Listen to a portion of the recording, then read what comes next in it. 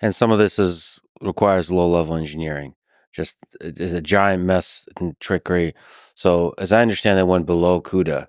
So they go super low programming of GPUs. Effectively, NVIDIA builds this library called Nickel, right? In which, when you're training a model, you have all these communications between every single layer of the model, and you may have over 100 layers. What does right? a Nickel stand for? It's NCCL. NVIDIA Communications Collectives Library. Yeah. Nice. And so Damn. when you're training a model, right, you're going to have all reduces and all gathers, right? Between each layer, between the multi-layer perceptron or feed-forward network and the attention mechanism, you'll have basically the model synchronized, right? Or you'll have all reduce or an all gather. And this is a communication between all the GPUs in the network, whether it's in training or inference. So NVIDIA has a standard library. This is one of the reasons why it's really difficult to use anyone else's hardware for training, is because no one's really built a standard communications library. And NVIDIA's done this at a sort of a higher level, right? DeepSeek, because they have certain limitations around the GPUs that they have access to, the interconnects are limited to some extent by the restrictions of the GPUs that were shipped into China legally, not the ones that are smuggled, but legally shipped in, that they used to train this model. They had to figure out how to get efficiencies, right? And one of those things is that instead of just calling the NVIDIA library Nickel, right, they instead they scheduled their own communications, which some of the labs do, right? Meta talked about in Llama 3 how they made their own custom version of Nickel. They didn't talk about the implementation details. This is some of what they did. Probably not as well as DeepSeek, because DeepSeek, necessity is the mother of innovation, and they had to do this. Whereas in the case, OpenAI has people that do this sort of stuff, Anthropic, et cetera. But DeepSeek certainly did it publicly, and they may have done it even better because they were gimped on a certain aspect of the chips that they have access to. And so they scheduled communications, by scheduling specific SMs. SMs you could think of as like the core on a GPU, right? So there's hundreds of cores, or there's a bit over 100 cores, SMs on a GPU, and they were specifically scheduling, hey, which ones are running the model, which ones are doing all reduce, which one are doing all gather, right? And they would flip back and forth between them, and this requires extremely low level programming. This is what Nickel does automatically, or other NVIDIA libraries handle this automatically usually. Yeah, exactly. And so technically they're using, PTX, which is like sort of like, you could think of it as like an assembly type language. It's not exactly that, or instruction set, right? Like coding directly to assembly or instruction set. It's not exactly that, but that's still part of technically CUDA, but it's like, do I want to write in Python, PyTorch equivalent, and call NVIDIA libraries? Do I want to go down to the C level, right? Or, and code even lower level? Or do I want to go all the way down to the assembly or ISA level? And there are cases where you go all the way down there at the very big labs, but most companies just do not do that, right? Because it's a waste of time, and the efficiency gains you get are not worth it. But DeepSeek's implementation is so complex, right? Especially with their mixture of experts, right? People have done mixture of experts, but they're generally 8, 16 experts, right? And they activate 2. So, one of the words we like to use is like sparsity factor, right? Or usage, right? So you might have 4, 1/4 of your model activate, right? And that's what Mistral's Mistral model, right? Their model that really catapulted them to like, oh my God, they're really, really good. OpenAI has also had models that are MOE, and so have all the other labs that are major closed. But what DeepSeek did that maybe only the leading labs have only just started recently doing is have such a high sparsity factor, right? It's not 1/4 of the model, right? 2 out of 8 experts activating every time you go through the model. It's 8 out of 256. And there's different implementations for mixture of experts where you can have some of these experts that are always activated, which this just looks like a small neural network. And then all the tokens go through that. And then they also go through some that are selected by this routing mechanism. And one of the innovations in DeepSeek's architecture is that they changed the routing mechanism in mixture of expert models. There's something called an auxiliary loss, which effectively means during training, you want to make sure that all of these experts are used across the tasks that the model sees. Why there can be failures in mixture of experts is that when you're doing this training, the one objective is token prediction accuracy. And if you just let training go with a mixture of expert model on your own, it can be that the model learns to only use a subset of the experts. And in the MOE literature, there's something called the auxiliary loss, which helps balance them. But if you think about the loss functions of deep learning, this even connects to the bitter lesson, is that you want to have the minimum inductive bias in your model to let the model learn maximally. And this auxiliary loss, this balancing across experts, could be seen as in tension with the prediction accuracy of the tokens. So we don't know the exact extent that the DeepSeek MOE change, which is instead of doing an auxiliary loss, they have an extra parameter in their routing, which after the batches, they update this parameter to make sure that the next batches all have a similar use of experts. And this type of change can be big, it can be small, but they add up over time. And this is the sort of thing that just points to them innovating. And I'm sure all the labs that are training big MOEs are looking at this sort of things, which is getting away from the auxiliary loss. Some of them might already use it, but you keep accumulating gains. And we'll talk about the philosophy of training and how you organize these organizations. And a lot of it is just compounding small improvements over time in your data, in your architecture, in your post-training, and how they integrate with each other. And DeepSeek does the same thing, and some of them are shared, or a lot. We have to take them on face value that they share their most important details. I mean, the architecture and the weights are out there, so we're seeing what they're doing, and it adds up. Going back to sort of the like efficiency and complexity point, right? It's 32 versus 4, right? For like Mixtral and other MOE models that have been publicly released. So this ratio is extremely high. And sort of what Nathan was getting at there was when you have such a different level of sparsity, you can't just have every GPU have the entire model, right? The model's too big, there's too much complexity there. So you have to split up the model with different types of parallelism, right? And so you might have different experts on different GPU nodes. But now what happens when this set of data that you get, hey, all of it looks like this one way and all of it should route to one part of my model, right?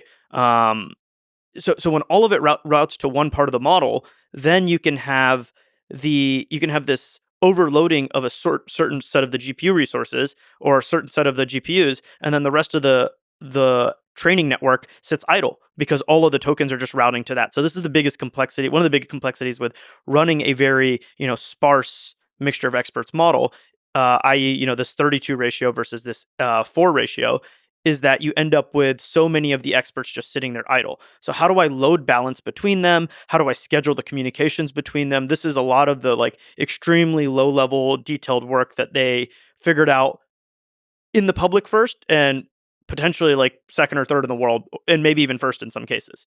What lesson do you, in the direction of the bitter lesson, do you take from all of this? Where is this going to be the direction where a lot of the gain is going to be, which is this kind of low-level optimization? Or is this a short-term thing where the biggest gains will be more on the algorithmic high-level side of like post-training? Is this like a short-term leap because they've figured out like a hack because constraints, necessity is the mother of invention? Or is there still a lot of gains? I think we should summarize what the bitter lesson actually is about. Is that Sure. The bitter lesson, essentially, if you paraphrase it, is that the types of training that will win out in deep learning as we go are those methods which are scalable in learning and search, is what it calls out. And this scale word gets a lot of attention in this. The interpretation that I use is effectively to avoid adding the human priors to your learning process. And if you read the original essay, this is what it talks about, is how researchers will try to come up with clever solutions to their specific problem that might get them small gains in the short term, while simply enabling these deep learning systems to work efficiently, and for these bigger problems in the long term might be more likely to scale and continue to drive success. And therefore, we were talking about relatively small implementation changes to the mixture of experts model. And therefore, it's like, okay, like we will need a few more years to know if one of these were actually really crucial to the bitter lesson. But the bitter lesson is really this long-term arc of how simplicity can often win. And there's a lot of sayings in the industry, like the models just want to learn. You have to give them the simple loss landscape where you put compute through the model and they will learn, and getting barriers out of the way. That's where the power of something like Nickel comes in, where standardized code that can be used by a lot of people to create sort of simple innovations that can scale, which is why the hacks I imagine the code base for DeepSeek is probably a giant mess. I'm sure DeepSeek definitely has code bases that are extremely messy where they're testing these new ideas. Multi-head latent attention probably could start in something like a Jupyter notebook, where somebody tries something on a few GPUs, and that is really messy. But the stuff that trains the DeepSeek v3 and DeepSeek R1, those libraries, if you were to present them to us, I would guess are extremely high quality code. So high quality readable code. Yeah. I think there is one aspect to note, though, right? Is that there is the general ability for that to transfer across different types of runs, right? You may make really, really high quality code for one specific model architecture at one size. Yeah. And then that is not transferable to, hey, when I make this architecture tweak, everything's broken again, right? Like that's something that could be with their specific low level coding of like scheduling SMs is specific to this model architecture and size, right? And whereas like NVIDIA's collectives library is more like, hey, it'll work for anything, right? You want to do an all reduce? Great. I don't care what your model architecture is, it'll work. And you're giving up a lot of performance when you do that in many cases, but it's worthwhile for them to do the specific optimization for the specific run, given the constraints that they have regarding compute. I wonder how stressful it is to like, these frontier models like initiate training, like to have the code push the button to push the button that like you're now spending a large amount of money and time to train this.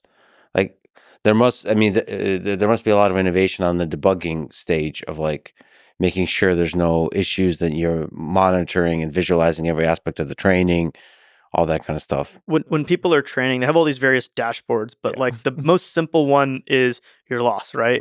And it continues to go down, but in reality, especially with more complicated stuff like MOE, the biggest problem with it, or FP8 training, which is another innovation, going to a lower precision number format, i.e. less accurate, is that you end up with loss spikes. Right. And no one knows why the loss spike happened. And for some of them you do. Some of them are bad data. Can I give a AI2's example of what blew up our earlier models? Is a subreddit called Microwave Gang. We love to shout this out. It's a real thing. You can pull up Microwave Gang. Essentially, it's a subreddit where everybody makes posts that are just the letter M. So it's like, So there's extremely long sequences of the letter M. And then the comments are like beep, beep, because it's when the microwave ends. Yeah. But if you pass this into a model that's trained to be a normal producing text, it's extremely high loss, because normally you see an M, you don't predict M's for a long time. So like this is something that causes a loss spikes for us. But when you have much, like this is old, this is not recent.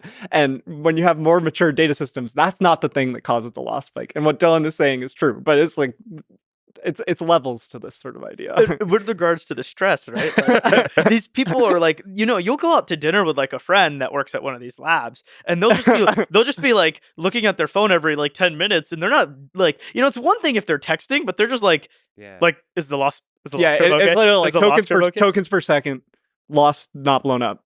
They're just watching this. And the heart rate goes up if there's a spike. And some level of spikes is normal, right? It'll recover and be back. Sometimes a lot of the old strategy was like, you just stop the run, restart from an old version, and then like change the data mix, and then it keeps going. There are even different types of spikes. So Dirk Greneveld has a theory at AI2 that's like fast spikes and slow spikes, where there are sometimes where you're looking at the loss and there are other parameters, you can see it start to creep up and then blow up, and that's really hard to recover from, so you have to go back much further. So you have the stressful period where it's like flat, or it might start going up, and you're like, what do I do? Whereas there are also loss spikes that it looks good, and then there's one spiky data point, and what you can do is you just skip those. You see that there's a spike, you're like, okay, I can ignore this data, don't update the model, and do the next one, and it'll recover quickly. But these like on trickier implementations, so as you get more complex in your architecture, and you scale up to more GPUs, you have more potential for your loss blowing up. So it's like there's a distribution. The whole idea of grokking also comes in, right? It's like just because it slowed down from improving in loss doesn't mean it's not learning, because all of a sudden it could be like this and it could just spike down in loss again because it truly learned something, right? And it took some time for it to learn that. It's not like a gradual process, right? And that's what humans are like. That's what models are like. So it's really a stressful task, as you mentioned. And the whole time the dollar count is going up. Every company has failed runs. You need failed runs to push the envelope on your infrastructure. So a lot of news cycles are made of X company had Y failed run. Every company that's trying to push the frontier of AI has these. So yes, it's noteworthy because it's a lot of money and it can be week to month setback, but it is part of the process. But how do you get, if you're DeepSeek, how do you get to a place where, holy shit, there's a successful combination of hyperparameters? A lot of small failed runs. And so rapid iteration through failed runs until and successful ones. And then you build up some intuition like this mixture of expert works, and then this implementation of MLA works. Key hyperparameters like learning rate and regularization and things like this, and you find the regime that works for your code base. I've talking to people at Frontier Labs, there's a story that you can tell where training language models is kind of a path that you need to follow. So you need to like unlock the ability to train a certain type of model or a certain scale, and then your code base and your internal know-how of which hyperparameters work for it is kind of known. And you look at the DeepSeek papers and models, they've scaled up, they've added complexity, and it's just continuing to build the capabilities that they have. There's the concept of a YOLO run. So YOLO, you only live once. Yep. And what it is like, there's all this experimentation you do at the small scale, right? Research ablations, right? Like you have your Jupyter notebook where you're experimenting with MLA on like 3 GPUs or whatever. And you're doing all these different things like, hey, do I do 4 active experts, 128 experts? Do I arrange the experts this way? All these different model architecture things you're testing at a very small scale, right? Couple researchers, few GPUs, tens of GPUs, hundreds of GPUs, whatever it is. And then all of a sudden you're like, okay, guys, no more fucking around, right? No more screwing around. Everyone take all the resources we have. Let's pick what we think will work and just go for it, right? YOLO. Yeah. And this is where that sort of stress comes in, is like, well, I know it works here, but some things that work here don't work here, and some things that work here don't work down here, right? In this terms of scale, right? So it's really truly a YOLO run, and sort of like there's this like discussion of like certain researchers just have like this methodical nature, like they can find the whole search space and like figure out all the ablations of different research and really see what is best. And there's certain researchers who just kind of like, have that innate gut instinct of like, this is the YOLO run. Like, I'm looking at the data, I think this is it. This is why you want to work in post-training, because the GPU cost for training is lower, so you can make a higher percentage of your training runs YOLO runs. Yeah. For now. Yeah, for now. for now. So some of this is fundamentally luck still. Luck is skill, right? In many cases. Yeah, I mean, it looks lucky, right? But the hill to climb, if you're at one of these labs, you have an evaluation, you're not crushing. There's a repeated playbook of how you improve things. There are localized improvements, which might be data improvements, and these add up into the whole model just being much better. And when you zoom in really close, it can be really obvious that this model is just really bad at this thing, and we can fix it, and you just add these up. So like, some of it feels like luck, but on the ground, especially with these new reasoning models we're talking to, it's just so many ways that we can poke around, and normally it's that some of them give big improvements. The search space is near infinite, right? And yet the amount of compute and time you have is very low, and you have to hit release schedules. You have to not get blown past by everyone. Otherwise, what happened with DeepSeek, crushing Meta and Mistral and Cohere and all these guys, they moved too slow, right? They maybe were too methodical. I don't know. They didn't hit the YOLO run, whatever the reason was. Maybe they weren't as skilled. Whatever, you can call it luck if you want, but at the end of the day, it's skill. So 2025 is the year of the YOLO run. It seems like all the labs are like going in. I think it's even more impressive what OpenAI did in 2022. Right. At the time, no one believed in mixture of experts models, right? At Google, who had all the researchers. OpenAI had such little compute, and they devoted all of their compute for many months, right? All of it, 100% for many months to GPT-4 with a brand new architecture, with no belief that, hey, let me spend a couple $100 million, which is all of the money I have, on this model, right? That is truly YOLO. Yeah. Right. Yeah. Now, people are like, all these like training run failures that are in the media, right? It's like, okay, great. But like actually a huge chunk of my GPUs are doing inference. I still have a bunch doing research constantly. And yes, my biggest cluster is training, but like on this YOLO run, but like that YOLO run is much less risky than like what OpenAI did in 2022, or maybe what DeepSeek did now, or, like sort of like, hey, we're just going to throw everything at it. The big winners throughout human history are the ones who are willing to do YOLO at some point.